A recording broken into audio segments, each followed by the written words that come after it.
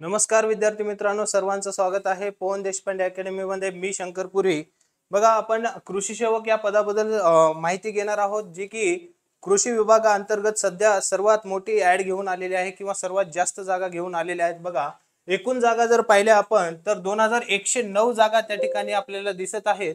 आणि त्या जागा आपल्याला दिसल्यानंतर बघा, त्या परीक्षेचं नेमकं कशा प्रकारचं स्वरूप आहे, नेमक्या परीक्षेसाठी कोणत्या क्रायटेरिया लागणार आहेत किंवा कुठल्या पदवीवर आपण ही परीक्षा देऊ शकतो का डिग्रीसाठी ही परीक्षा देऊ शकतो, या सर्व गोष्टींची आपण माहिती या व्हिडिओच्या अंतर्गत आपण घेणार आहोत. तर बघा, सुरुवातीला ह्या परीक्षेचं स्वरूप कशा पद्धतीचं असेल तर बघा, मराठी, इंग्रजी, सामान्य ज्ञान आणि बौद्धिक चाचणी हे सर्व विषय हे 20-20 प्रश्न घेऊन 20-20 मार्कासाठी, म्हणजेच हे नॉन टेक्निकलचा जो काही पार्ट आहे हे 80 क्वेश्चन 80 मार्कासाठी आहेत आणि टेक्निकलचा जो काही ॲग्रीचा पार्ट आहे तो 60 क्वेश्चन 120 मार्कासाठी, म्हणजेच एक प्रश्न 2 मार्कासाठी घेऊन येत आहेत.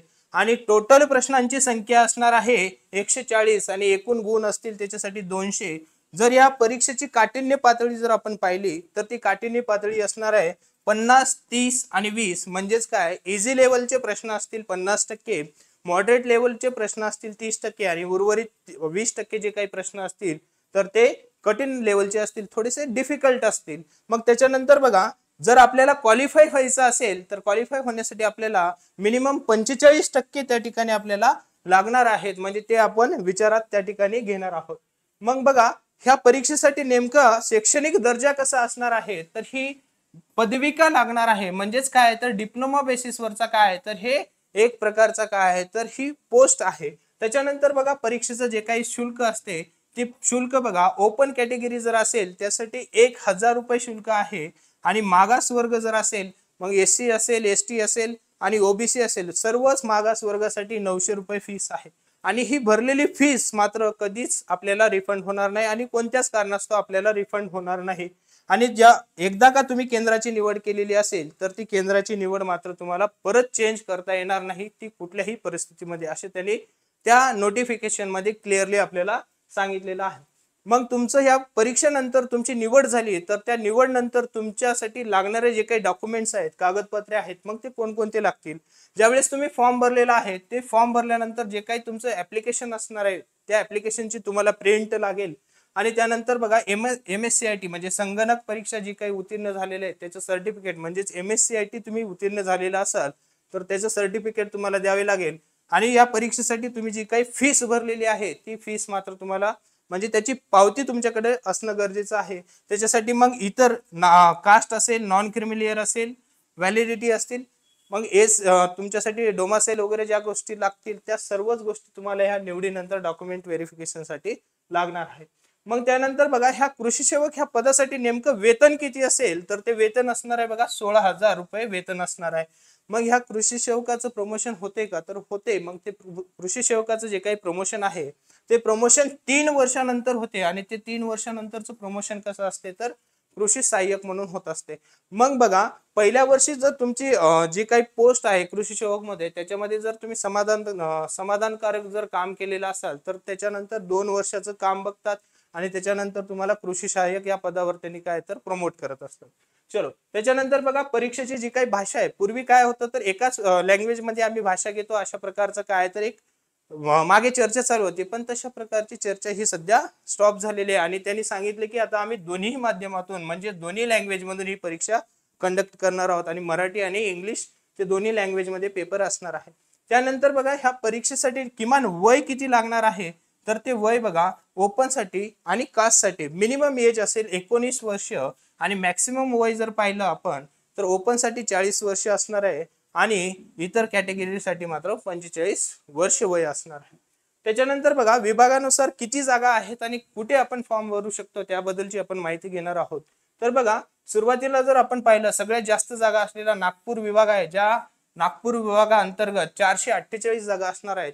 मग ह्या विभागाअंतर्गत येणाऱ्या एकूण जिल्ह्यांची संख्या किंवा कोणते जिल्हे त्या विभागाअंतर्गत येतात तर बघा, वर्धा, गडचिरोली, गोंदिया आणि भंडारा हे जिल्हे कुठे तर नागपूर विभागाअंतर्गत येतात.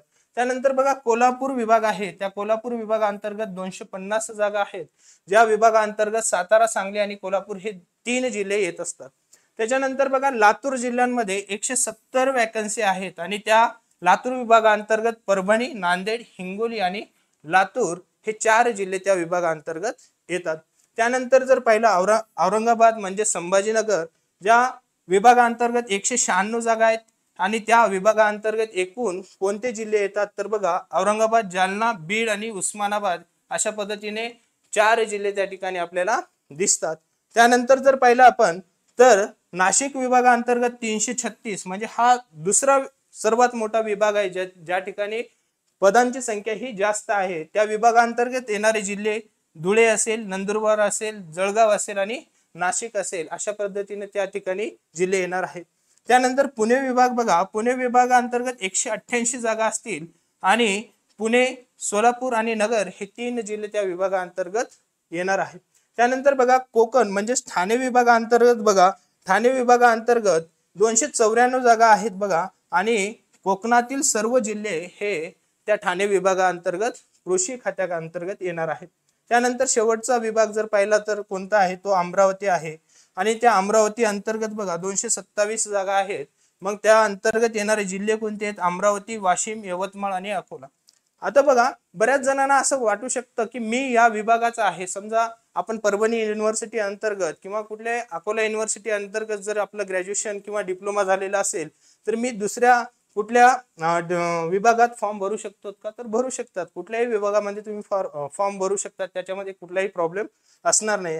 तर एकूण जागा बघा 2109 जागा असतील. ठीक आहे. त्याच्यानंतर बघा फॉर्म कोण भरू शकतात अशा प्रकारचे बरेच डाऊट्स पोरांमध्ये आहेत. तर बघा ते डाऊट्स या ठिकाणी क्लिअर होतील.